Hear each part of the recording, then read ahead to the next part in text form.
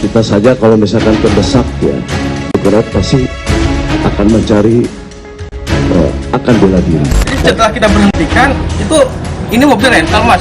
Mungkin kamu saya tembak, kamu saya tabrak kayak gitu kan. Langsung kita ditodongkan. Jadi ini udah terstruktur menurut saya kak, kejadian-kejahatan seperti ini. Kedua anak bos rental mobil dan 5 orang saksi lainnya memberikan keterangan ke Pusat Polisi Militer Angkatan Laut. Kedua anak korban penembakan anggota TNI AL di res area kilometer 42 menjalani pemeriksaan di Polisi Militer Angkatan Laut selama 5 jam. Dalam pemeriksaan, keduanya diperlihatkan wajah anggota TNI AL yang menembak ayah mereka. Anak korban, Agam Muhammad, juga membantah narasi adanya pengeroyokan lebih dulu yang dilakukan hingga mengakibatkan anggota TNI AL mengeluarkan tembakan untuk melindungi diri. Agam menyebut dirinya bahkan ditodongkan pistol lebih dulu saat baru tiba di lokasi. Dalam pemeriksaan di POM AL kemarin, Agam kembali menegaskan kronologi kasusnya. Ya, waktu itu saya bilang adanya statement bahwa pengeroyokan 15 orang itu salah besar.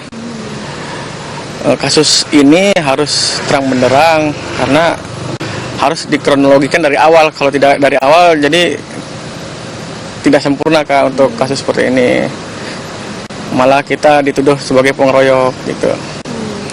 Setelah kami menerangkan, ya akhirnya mungkin mereka sudah terbuka ternyata kasusnya seperti ini gitu.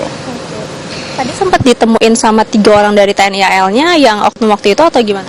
Ya sempat diperlihatkan fotonya bahwa sudah ditahan juga. Berarti Betul. benar 3 orang itu? Betul kak.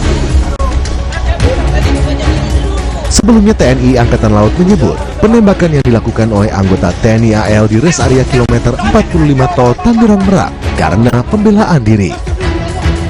TNI AL menyebut sebelum menembak, ketiga anggota TNI AL ini dikeroyok sehingga spontan mengeluarkan tembakan hingga menewaskan pemilik rental mobil Ilyas Abdurrahman.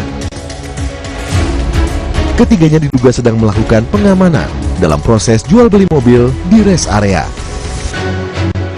Bicara masalah SOP tadi, ya kan.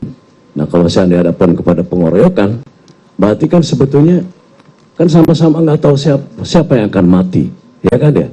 Nah jadi kita saja kalau misalkan terdesak ya, Demokrat pasti akan mencari, akan bela diri, ya kan. Akan mencari suatu benda yang mungkin bisa untuk membela diri, mengamankan. Nah ini mungkin digunakan ada senjata api, ya. Dan itu kan senjata apinya kan bukan, itu kan dibawa, ya kan ya, gitu. Dari hasil pemeriksaan 3 anggota TNI AL yang terlibat dalam penembakan bos rental mobil, Komandan Pusat Polisi Militer TNI Angkatan Laut menyebut jika insiden ini berawal dari jual beli mobil yang diduga hasil curian. Kini 3 oknum TNI AL sudah ditangkap dan sedang dilakukan penyidikan oleh pihak Puspomal. Sementara polisi sudah menangkap Ajat Supriyatna yang diduga sebagai pelaku pencurian mobil. Tim Liputan Kompas TV.